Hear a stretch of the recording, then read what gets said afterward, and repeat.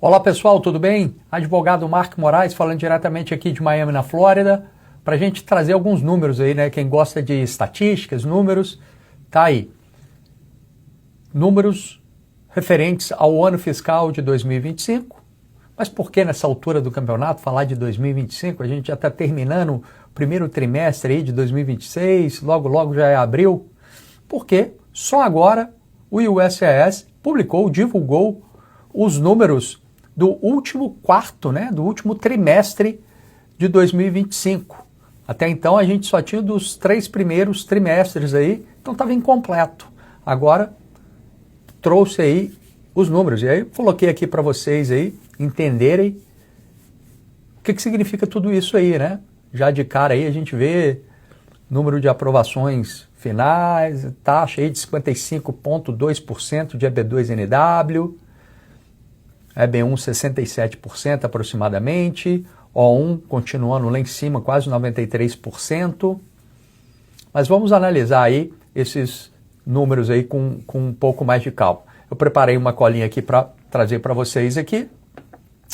Vamos analisar então trimestre por trimestre e depois o resultado final no final de 2025, que foi com a publicação dos números que saíram agora recentemente.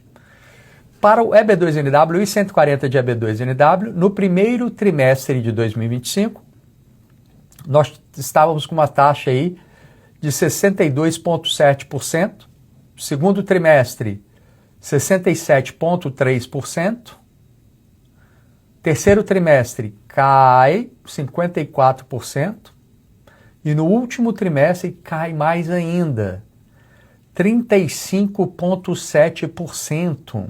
Né? No frigir dos ovos, aí, no apagar das luzes, aí, no final das contas, 55,2%, somando todos os trimestres aí. Tá? Então a gente vem aí, ano após ano, queda no índice de aprovação aí do EB2NW. Né? O real motivo a gente já sabe muito bem, o abuso que foi feito aí durante esses anos aí com petições adoidado do EB2NW. Mas mesmo assim, mesmo com esses números aí, veja bem, olha aqui, em 2025 foram mais de 35 mil pedidos recebidos, tá? De EB2NW, 140. Tivemos aí 19.532 aprovações de 140 de EB2NW. É um número considerável, né? Tivemos aí mais de 15 mil pedidos negados. Então, um número importante aí para a gente avaliar foram quase 20 mil petições de EB2NW aprovadas, apesar dessa taxa de aprovação aí, tá?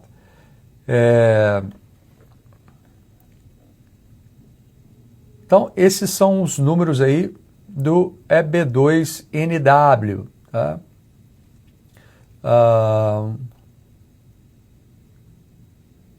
Vamos ver agora do EB1, EB1A. Do EB1A, no primeiro trimestre, 62,8% de aprovação. Segundo trimestre de 2025, 72,5%, foi um bom trimestre. No terceiro trimestre, 66,6%. No último trimestre de 2025, 63%. No final do ano, 67% o índice de aprovações em 2025 para as 140 do EB1A. Já o O1,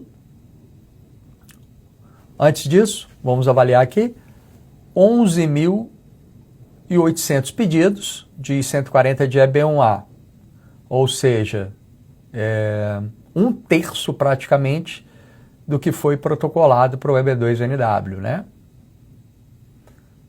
Foram quase 8 mil aprovações e quase 4 mil negativas. fechando o ano aí com 67% de aprovação. Já do O1, mantendo um índice alto, ó, no final das contas, quase 93% aí, né? No primeiro trimestre, 92,8%, segundo trimestre, 93,1%, terceiro trimestre, 91,3%, e o último trimestre foi até, inclusive, o melhor trimestre de 2025 para as petições em 129, né, de O1, 93,8%. Então, no final do ano, fechou com 92,7%. Né? Até mais, foram mais pedidos até que o EB2NW. 40 mil pedidos, ou seja, está aumentando o número de pedidos de O1. Né? Vamos ver se não vai acontecer igual aconteceu aí ao longo dos anos com o EB2NW. E está acontecendo com o EB1, porque, né, teve o fechamento aí do ajustamento de status, as pessoas ficaram desesperadas, começaram a dar entrada com o EB1 sem ter a menor chance de aprovação. Mas enfim, então mais de 40 mil pedidos protocolados de O1,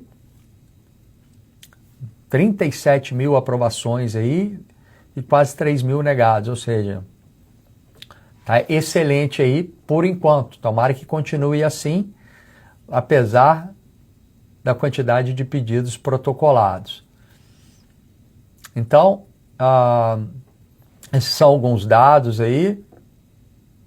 Acho que ainda assim não está ruim, não está tão ruim, né? Apesar de que para a EB2NW o último trimestre foi um trimestre bem ruim, né? Porque foi ali menos de 36% a taxa de aprovação no último trimestre, mas fechou o ano com mais de 55%, e 55,2% a taxa de aprovação. Então esses aí são os números finais, fechando o ano de 2025 com esses números aí. O que vocês acharam? Conte aí, comente aí nos comentários, envie essa informação, esse vídeo para mais pessoas aí poderem ficar por dentro desses números aí, das taxas. Obviamente, né, não adianta dizer que casos ruins vão ter 55% de aprovação, vai ter menos, obviamente, e casos bons não vai ter somente 55% de chance de aprovação, né? Na totalidade ali, julgando casos bons, casos ruins, ficou nisso aí. Porque hoje em dia tem muito mais casos ruins sendo protocolados do que casos bons. Infelizmente, essa é a realidade aí que estamos vivendo atualmente com EB2NW. Mas continua ainda assim sendo uma excelente opção para quem quer tentar chegar à residência permanente, assim como o EB1. E no caso do A1, uma boa estratégia para quem quer vir para cá mais rápido, com visto de dupla intenção, poder estar aqui enquanto aguarda o resultado aí de um EB2NW, de um EB1. Aproveita, gente, olha, 90 e quase 93% taxas de aprovação, hein? Dá uma excelente média aí de aprovações para o A1. De repente, esse pode ser o caminho para vir para cá mais rápido e aí, estando aqui, tentar uma opção permanente, ok?